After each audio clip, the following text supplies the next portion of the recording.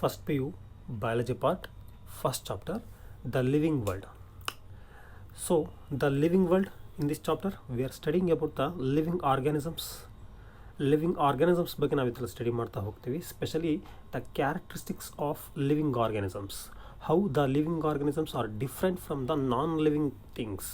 So non living ಥಿಂಗ್ಸಲ್ಲಿ ಇಲ್ಲದೇ ಇರುವಂಥ ಸ್ಪೆಷಲ್ ಕ್ಯಾರೆಕ್ಟರ್ಸ್ ಲಿವಿಂಗ್ ಆರ್ಗ್ಯಾನಿಸಮ್ಸಲ್ಲಿದೆ. ಅದು ಯಾವುದು ಅಂದರೆ growth, reproduction, metabolism, cellular organisation and consciousness. ಈ ಒಂದಷ್ಟು ಸ್ಪೆಷಲ್ ಕ್ಯಾರೆಕ್ಟರ್ಸ್ ಲಿವಿಂಗ್ ಆರ್ಗನಿಸಮ್ಸಲ್ಲಿದೆ. ಒಂದೊಂದೇ ಆಗಿ ಆ ಸ್ಪೆಷಲ್ ಕ್ಯಾರೆಕ್ಟರ್ಸ್ ಬಗ್ಗೆ ಡೀಟೇಲ್ಸ್ ತಿಳ್ಕೊಳ್ತಾ ಹೋಗೋಣ. First one, that is growth.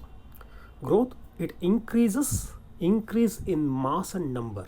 increase in mass and number. Growth ಆಗ್ತಾ ಇದೆ ಅಂದರೆ ನಮ್ಮ ಬಾಡಿ ಮಾಸ್ ಇನ್ಕ್ರೀಸ್ ಆಗ್ತಾ ಹೋಗುತ್ತೆ, ನಮ್ಮ ವೆಯ್ಟ್ ಇನ್ಕ್ರೀಸ್ ಆಗ್ತಾ ಹೋಗುತ್ತೆ. ಸೊ ನೀವು ಲಾಸ್ಟ್ ಇಯರ್ ನಿಮ್ಮ ಹೈಸ್ಕೂಲಲ್ಲಿದ್ದಾಗ ನಿಮ್ಮ ವೆಯ್ಟ್ಗೂ ನಿಮ್ಮ ಬಾಡಿ ಮಾಸ್ಗೂ ಈಗ ಡಿಫ್ರೆಂಟ್ ಆಗ್ತಾ ಹೋಗ್ತಿದ್ದೀರಾ. ನಿಮ್ಮ ವೆಯ್ಟ್ ಜಾಸ್ತಿ ಆಗ್ತಿದೆ, ನಿಮ್ಮ ಗ್ರೋತ್ ಇನ್ಕ್ರೀಸ್ ಆಗ್ತಾ ಇದೆ. ಹಾಗೆ ಇನ್ಕ್ರೀಸ್ ಇನ್ ನಂಬರ್ ಅಂತ ಹೇಳೋದಾದ್ರೆ, ಒಂದು ಪ್ಲ್ಯಾಂಟ್ ಇದೆ, ಒಂದು ಹೂವಿನ ಗಿಡ, ಒಂದು ಚಿಕ್ಕ ಹೂವಿನ ಗಿಡ, 10-15 ದಿನದ ಹೂವಿನ ಗಿಡ ಆದರೆ ಒಂದು 4-5 ಹೂಗಳು ಮಾತ್ರ ಬಿಡುತ್ತೆ, ಫ್ಲವರ್ಸ್ ಮಾತ್ರ ಬಿಡುತ್ತೆ. ಅದೇ ಒಂದು 2-3 ತಿಂಗಳು ಆಗ್ತಾ ಬಂದಾಗ ಅದ್ರ ಸೈಜ್ ಮಾಸ್ ಇನ್ಕ್ರೀಸ್ ಆಗ್ತಾ ಇದೆ. ಹಾಗೆ ಅದು ಹೂಗಳು ಬಿಡೋದು ಕೂಡ ಜಾಸ್ತಿ, ನಂಬರ್ ಇನ್ಕ್ರೀಸ್ ಆಗ್ತಾ ಇದೆ. ಸೊ ನಂಬರ್ ಇನ್ಕ್ರೀಸ್ ಆಗ್ತಾ ಇದೆ ಅಂದರೂ ಕೂಡ ನಾವು ಅದನ್ನ ಗ್ರೋತ್ ಅಂತ ಕನ್ಸಿಡರ್ ಮಾಡ್ಬೋದು. Next one, cell division. So plant tissues ಕಲಿಯುವಾಗ ನೀವು ಕಲ್ತಿರ್ತೀರ cell division is responsible for the growth. Cell division means multiplication of cell numbers increase ಆಗ್ತಾ ಇದೆ. ಸೊ ನಂಬರ್ನ ಕೂಡ ನಾವು ಗ್ರೋತ್ ಅಂತ ಹೇಳ್ಬೋದಲ್ವಾ. ನಂಬರ್ ಆಫ್ ಸೆಲ್ ಇನ್ಕ್ರೀಸ್ ಆಗ್ತಾ ನಾವು ಗ್ರೋತ್ ಆಗ್ತಾ ಇದ್ದೀವಿ. So cell division, it plays important role on growth. Next one, plants. Division occurs continuously and animals certain age. ಪ್ಲ್ಯಾಂಟ್ಸಲ್ಲಿ ಹೇಳೋದಾದ್ರೆ, ಪ್ಲ್ಯಾಂಟ್ಸಲ್ಲಿ ಕಂಪ್ಲೀಟ್ ಲೈಫ್ ಸ್ಪ್ಯಾನ್ ಕಂಪ್ಲೀಟಾಗಿ ಪ್ಲ್ಯಾಂಟ್ ಗ್ರೋತ್ ಆಗ್ತಾನೆ ಇರುತ್ತೆ. ಬಟ್ ಅನಿಮಲ್ಸಲ್ಲಿ ಸರ್ಟೈನ್ ಏಜ್ವರೆಗೂ ಮಾತ್ರ ಗ್ರೋತ್ ಆಗುತ್ತೆ.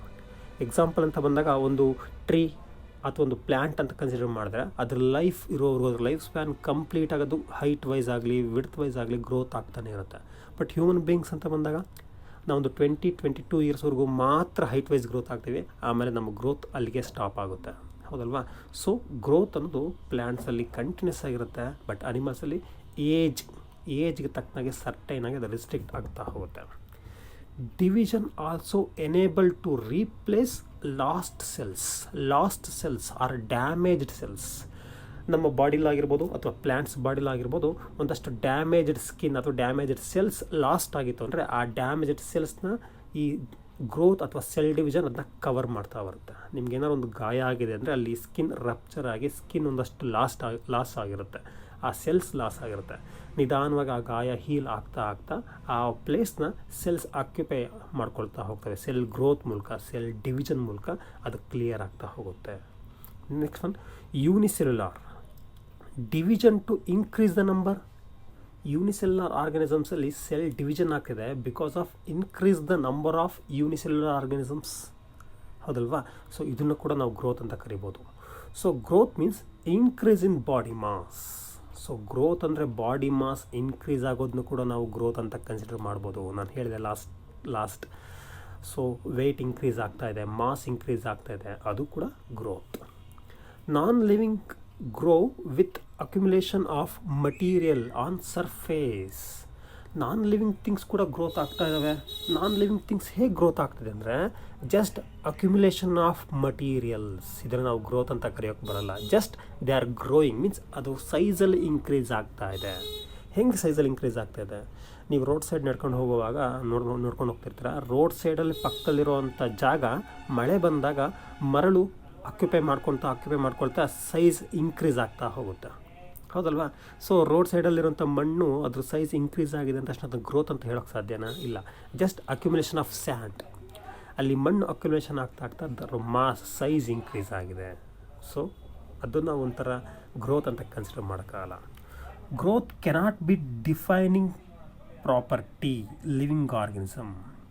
ಗ್ರೋತ್ ಅನ್ನೋದೊಂದು ಸ್ಪೆಷಲ್ ಆಗಿರುವಂಥ ಲಿವಿಂಗ್ ಆರ್ಗನಿಸಮ್ಸಲ್ಲಿರುವಂಥ ಒಂದು ಸ್ಪೆಸಿಫಿಕ್ ಕ್ಯಾರೆಕ್ಟರ್. ನಾನ್ ಲಿವಿಂಗ್ ಥಿಂಗ್ಸಲ್ಲೂ ಗ್ರೋತ್ ಇದೆ.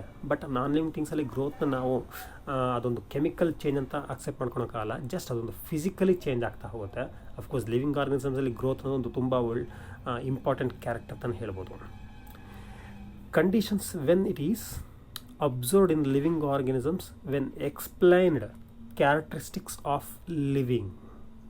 ಸೊ ಲಿವಿಂಗ್ ಆರ್ಗನಿಸಮ್ಸಲ್ಲಿ ಗ್ರೋತ್ ಆಗ್ತಿದೆ ಅಂದರೆ ಅದೊಂದು ಸ್ಪೆಷಲ್ ಮತ್ತು ಒಂದು ಐಡೆಂಟಿಫೈ ಮಾಡುವಂಥ ಒಂದು ಸ್ಪೆಸಿಫಿಕ್ ಆಗಿರುವಂಥ character, that is growth. So growth ಅಂದರೆ ಓವರಾಲ್ ಆಗಿ ಹೇಳೋದಾದ್ರೆ ಗ್ರೋತ್ ಅನ್ನೋದು ಲಿವಿಂಗ್ ಆರ್ಗನಿಸಮ್ಸಲ್ಲಿರುತ್ತೆ, ನಾನ್ ಲಿವಿಂಗ್ ಥಿಂಗ್ಸಲ್ಲಿ ಜಸ್ಟ್ ಅಕ್ಯುಮುಲೇಷನ್ ಮೂಲಕ ಆಗ್ತಾ ಹೋಗುತ್ತೆ. ಗ್ರೋತ್ಗೆ ಮುಖ್ಯವಾಗಿ ರೆಸ್ಪಾನ್ಸಿಬಲ್ ಆಗಿರುವಂಥದ್ದು ಸೆಲ್ ಡಿವಿಷನ್.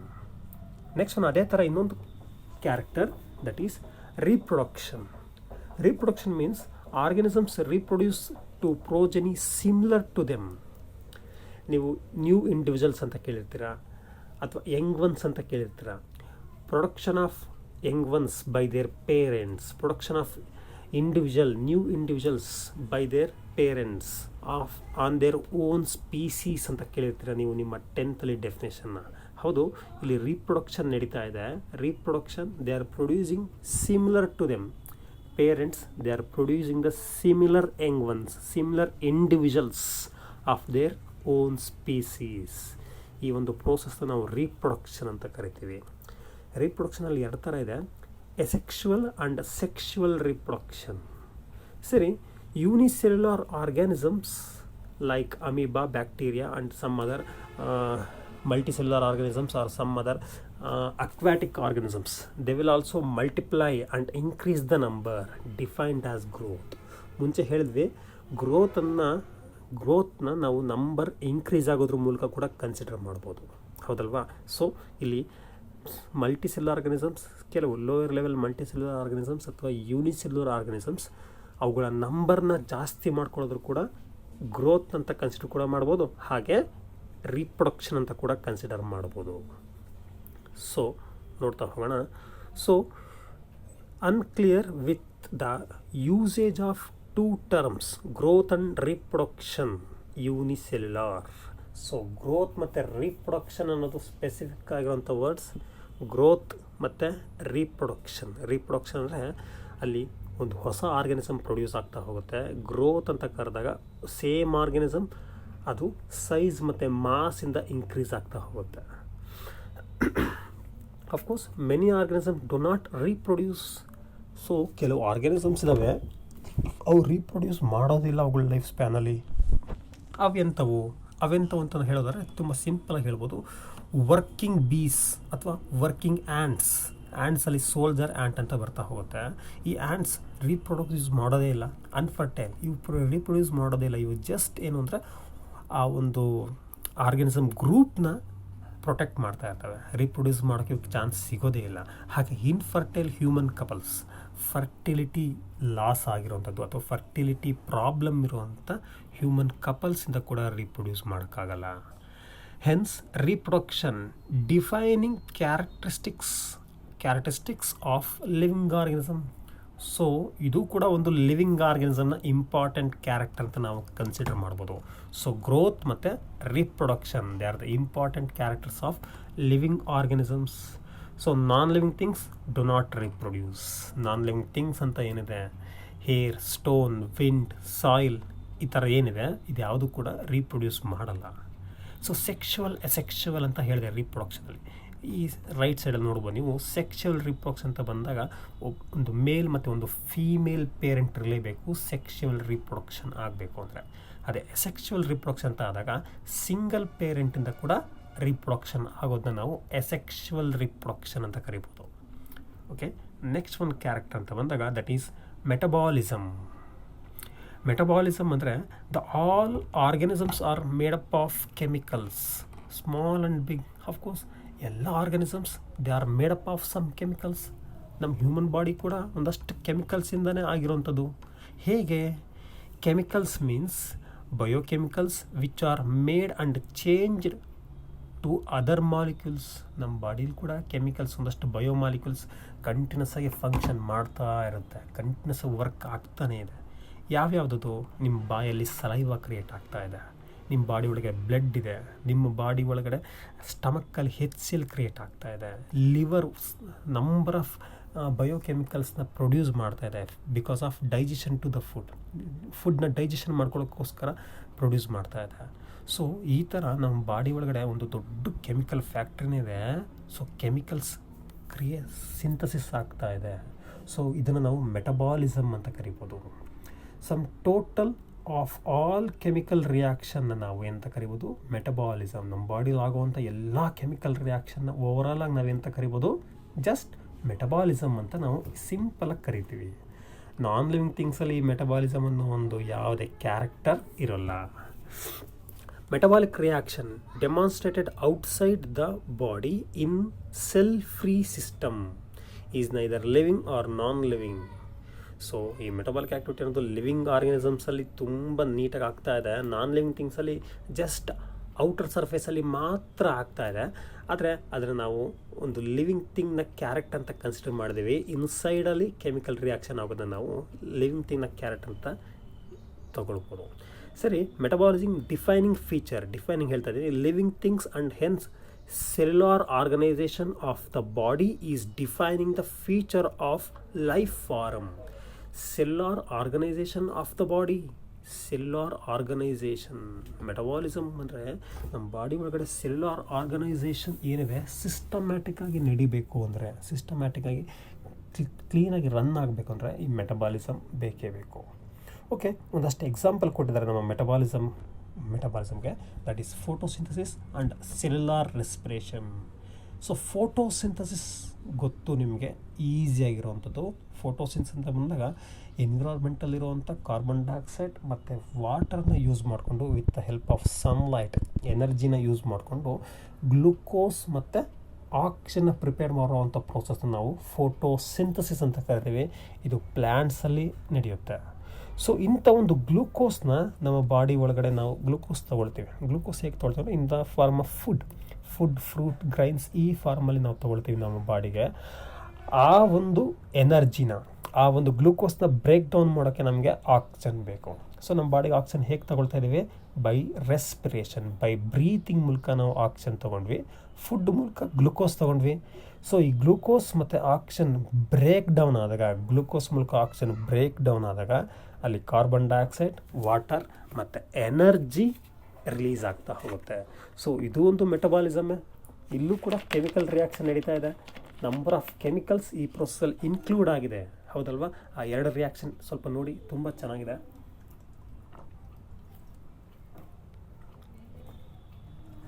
ಹಾಗೆ next one consciousness. So consciousness ಇದು ತುಂಬ ಚೆನ್ನಾಗಿರೋವಂಥ ಒಂದು ಕ್ಯಾರೆಕ್ಟರ್. ಸರಿ, ಕಾನ್ಷಿಯಸ್ನೆಸ್ ಅಂದ್ರೇನು? The living organisms sense their surroundings or environment stimuli ಅಂದ್ರೇನಿಲ್ಲ, ಸೆನ್ಸ್ ಅಥವಾ ಕಾನ್ಷಿಯಸ್ನೆಸ್. ನಿಮಗೆಲ್ಲ ಕಾನ್ಷಿಯಸ್ನೆಸ್ ಇದೆ, ನಿಮಗೆಲ್ಲ ಒಂದು ಸೆನ್ಸ್ ಇದೆ. ನಾನು ಕಾಲೇಜಲ್ಲಿದ್ದೀನಿ, ನಾನು ಮನೇಲಿದ್ದೀನಿ, ನಾನು ಹೊರಗಡೆ ಇದ್ದೀನಿ, ರೋಡಲ್ಲಿದ್ದೀನಿ, ಫೀಲ್ಡಲ್ಲಿದ್ದೀನಿ, ಪೇರೆಂಟ್ಸ್ ಜೊತೆ ಇದ್ದೀನಿ ಅಥವಾ ಫ್ರೆಂಡ್ಸ್ ಜೊತೆ ಇದ್ದೀನಿ, ಇಲ್ಲ ಟೀಚರ್ಸ್ ಜೊತೆ ಇದ್ದೀನಿ. ಸೊ ನಮ್ಮ ಸರೌಂಡಿಂಗ್ನ ನಾವು ಸೆನ್ಸ್ ಮಾಡಿ ಅದಕ್ಕೆ ತಕ್ಕನಾಗಿ ನಾವು ಬಿಹೇವ್ ಮಾಡ್ತೀವಲ್ವ. ಕಾಲೇಜಲ್ಲಿ ಒಂಥರ ಬಿಹೇವ್ ಮಾಡ್ತೀವಿ, ಮನೇಲಿ ಒಂಥರ ಬಿಹೇವ್ ಮಾಡ್ತೀವಿ. ಹೇಗೆ ನೀವು ಇರೋವಂಥ ಎನ್ವಿರಾನ್ಮೆಂಟ್ನ ಸೆನ್ಸ್ ಮಾಡಿ ಅದಕ್ಕೆ ತಕ್ಕನಾಗಿ ನೀವು ಬಿಹೇವ್ ಮಾಡ್ತಾ ಇದ್ದೀರಾ. So that is called consciousness. ಈ ಕಾನ್ಷಿಯಸ್ನೆಸ್ ನಾನ್ ಲಿವಿಂಗ್ ಥಿಂಗ್ಸಿಗಿದೆಯಾ? 100% ಇರೋಕ್ಕೆ ಸಾಧ್ಯನೇ ಇಲ್ಲ. ಲಿವಿಂಗ್ ಥಿಂಗ್ಸಲ್ಲಿ ಮಾತ್ರ ಈ ಕಾನ್ಷಿಯಸ್ನೆಸ್ ಇದೆ. ಆ ಕಾನ್ಷಿಯಸ್ನೆಸ್ಸಿಗೆ ತಕ್ಕನಾಗಿ ಅದು ರೆಸ್ಪಾಂಡ್ ಮಾಡ್ತಾ ಹೋಗುತ್ತೆ, ಸ್ಟಿಮ್ಯುಲೈ ಆಗ್ತಾ ಹೋಗುತ್ತೆ. So this is called consciousness. Organisms sense their sense organs. ಈ ಆರ್ಗ್ಯಾನಿಸಮ್ಸ್ ಏನು ಲಿವಿಂಗ್ ಆರ್ಗ್ಯಾನಿಸಮ್ಸ್ ಇದ್ದಾವೆ ಅವುಗಳು ಸೆನ್ಸ್ ಆರ್ಗನ್ಸ್ ಮೂಲಕ ಅವುಗಳ ಸರೌಂಡಿಂಗ್ಸ್ನ ಸೆನ್ಸ್ ಮಾಡ್ತಾ ಹೋಗ್ತವೆ. ಹಾಗೆ plants light, water, temperature, organisms, pollutants, ಈ ಥರ ಡಿಫ್ರೆಂಟ್ ಆಗಿರೋವಂಥ ಸೆನ್ಸಸ್ನ ಪ್ಲ್ಯಾಂಟ್ಸ್ ಕೂಡ ಸೆನ್ಸ್ ಮಾಡ್ತಾ ಹೋಗುತ್ತೆ.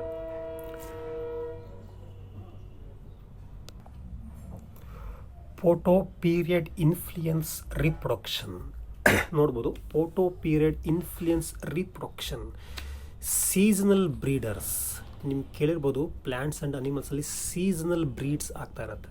ಅಂದರೆ ನೀವು ಅಂದ್ಕೊಂಡಿರ್ತೀರ ಒಂದು ಪರ್ಟಿಕ್ಯುಲರ್ ಆಗಿರೋಂಥ ಒಂದು ಹಣ್ಣು ಅಥವಾ ಒಂದು ಹೂವು ಒಂದು ಪರ್ಟಿಕ್ಯುಲರ್ ಟೈಮಲ್ಲಿ ಮಾತ್ರ ಬರುತ್ತೆ. ಮಾವಿನ ಹಣ್ಣು ಕೆಲವೇ ಸೀಸನಲ್ಲಿ ಬರುತ್ತೆ, ಹೌದಲ್ವ? ಕಿತ್ತಳೆ ಹಣ್ಣು ಕೆಲವು ಸೀಸನಲ್ಲಿ ಬರುತ್ತೆ. ಸೊ ಪರ್ಟಿಕ್ಯುಲರ್ ಸೀಸನಲ್ಲಿ ಮಾತ್ರ ಪ್ಲ್ಯಾಂಟ್ಸಲ್ಲಿ ರೀಪ್ರೊಡಕ್ಷನ್ ನಡೆಯುತ್ತೆ. ಹಾಗೆ ಅನಿಮಲ್ಸಲ್ಲೂ ಕೂಡ ಯಾವುದಾದ್ರು ಒಂದು ಅನಿಮಲ್, ಲಯನ್, ಟೈಗರ್, ಕ್ಯಾಟ್, ಈ ಥರ ನೀವು ಅದ್ರ ಬಗ್ಗೆ ಡೀಟೇಲ್ಸ್ ಸ್ಟಡಿ ಮಾಡುವಾಗ ಅದರ ರಿಪ್ರೊಡಕ್ಷನ್ ಟೈಮ್ ಯಾವಾಗ ಅನ್ನೋದನ್ನು ಕೂಡ ಮೆನ್ಷನ್ ಮಾಡ್ತಾರೆ. ಒಂದು 2-3 ಮಂತ್ಸು ಸ್ಪೆಸಿಫಿಕ್ ಟೈಮ್ ಇರುತ್ತೆ ಅದರ ರೀಪ್ರೊಡ್ಯೂಸ್ ಮಾಡೋಂಥ ಟೈಮ್. ಸೊ ಇವರೆಲ್ಲ ಸೀಸನಲ್ ಬ್ರೀಡರ್ಸ್ ಅಂತ ಕರೀತಾರೆ. ಸೀಸನ್ನ ಸೆನ್ಸ್ ಮಾಡಿ ಇವು ರೀಪ್ರೊಡಕ್ಷನ್ ಮಾಡ್ತಾ ಹೋಗುತ್ತೆ. ಸೊ ಸೆನ್ಸ್ ಅಥವಾ ಕಾನ್ಷಿಯಸ್ನೆಸ್ ಅನ್ನೋದು ಅನಿಮಲ್ಸಲ್ಲಿ ಇದೆ ಅನ್ನೋದನ್ನ ಅವುಗಳ ರೀಪ್ರೊಡಕ್ಷನ್ ಮೂಲಕ ಕೂಡ ನಾವು ತಿಳ್ಕೊಬೋದು.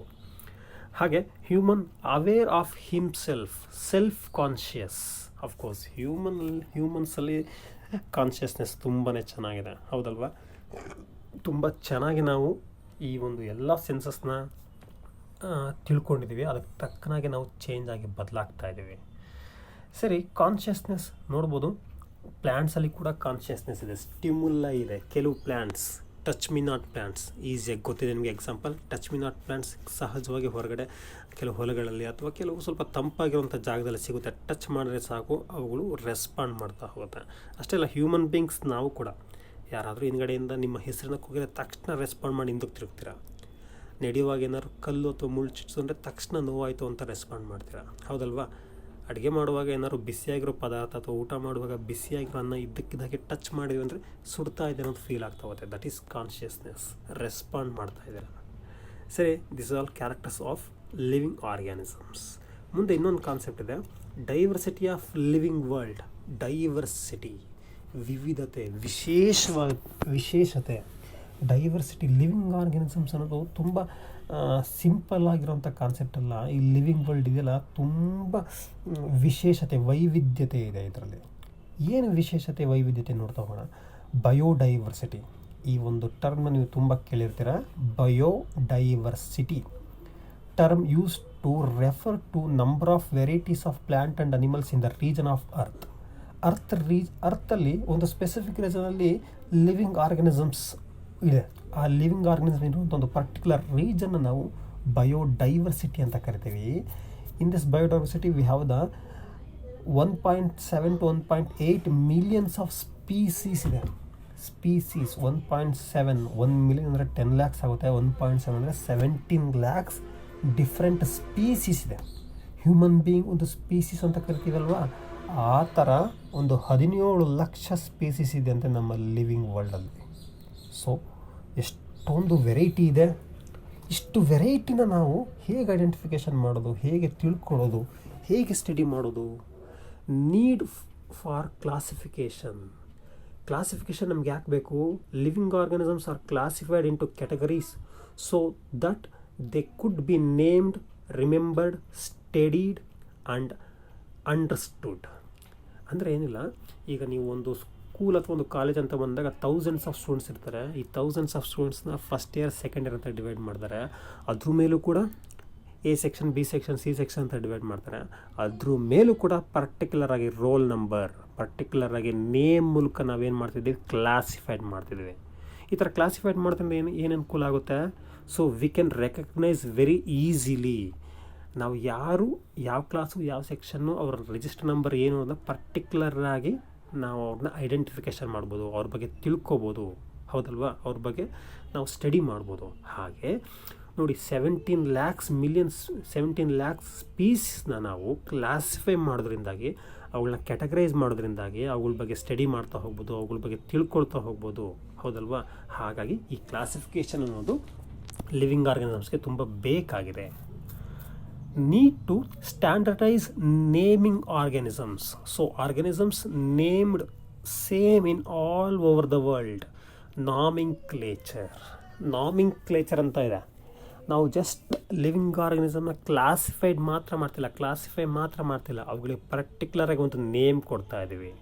ಆ ನೇಮ್ ಕೊಡುವಂಥ ಪ್ರೋಸೆಸ್ನ ನಾವೇನಂತ ಕರಿಬೋದು ಅಂದರೆ ನಾಮಿಂಕ್ಲೇಚರ್ ಅಂತ ಕರಿತಾ ಇದ್ದೀವಿ. Specially nomenclature, scientific name to all known organisms. All known means ನಮಗೆ ಗೊತ್ತಿರೋಂಥ ಎಲ್ಲ ಆರ್ಗ್ಯಾನಿಸಮ್ಸ್ಗೆ ಒಂದು ಪರ್ಟಿಕ್ಯುಲರ್ ಆಗಿರೋವಂಥ ಒಂದು ಸೈಂಟಿಫಿಕ್ ನೇಮ್ ಕೊಡ್ತಾ ಇದ್ದೀವಿ, ಹೌದಲ್ವಾ? ಸೈಂಟಿಫಿಕ್ ನೇಮ್ ಯಾಕೆ ಅಂತ ನಿಮಗೆ ಗೊತ್ತಿರ್ಬೋದು. ಒಂದು ರೀಜನಲ್ ಲ್ಯಾಂಗ್ವೇಜಲ್ಲಿ ಒಂದೊಂದು ಪ್ಲ್ಯಾಂಟ್ಗೆ, ಒಂದೊಂದು ಅನಿಮಲ್ಗೆ ಡಿಫ್ರೆಂಟ್ ಆಗಿರೋಂಥ ಹೆಸರನ್ನ ಕರಿತಿದ್ದೀವಿ. ಯಾವುದೇ ಆಗಿರ್ಬೋದು, ಕನ್ನಡ, ಹಿಂದಿ, ತೆಲುಗು, ತಮಿಳು, ಚೈನೀಸ್, ಜಪನೀಸ್ ಅಥವಾ ಫ್ರಾನ್ಸ್, ಈ ಥರ ಒಂದೇ ಅನಿಮಲ್ಗೆ, ಒಂದು ಎಲಿಫೆಂಟ್ ಅಂತ ಅನಿಮಲ್ಗೆ ಡಿಫ್ರೆಂಟ್ ಲ್ಯಾಂಗ್ವೇಜಸಲ್ಲಿ ಏನೇನೋ ಕರೀತಾರೆ. ಆದರೆ ಅದಕ್ಕೊಂದು ಸೈಂಟಿಫಿಕ್ ನೇಮ್ನ ಕೊಟ್ಟರೆ ಆಲ್ ಓವರ್ ವರ್ಲ್ಡ್ ಆ ಒಂದು ಅನಿಮಲ್ನ ಅದೇ ಸೈಂಟಿಫಿಕ್ ನೇಮ್ನ ಕರೆಯೋದ್ರ ಮೂಲಕ ಒಂದು ಐಡೆಂಟಿಟಿ ಈಸಿಯಾಗಿ ಆಗುತ್ತೆ. ಹೌದಲ್ವ? ಈ ಥರ ಕನ್ಫ್ಯೂಷನ್ ಬೇಡ ಅಂದ್ಬಿಟ್ಟು ಆ ಥರ ಒಂದು ಸೈಂಟಿಫಿಕ್ ನೇಮ್ನ ಕೊಡ್ತಾ ಇದ್ದಾರೆ. Plants based on principles and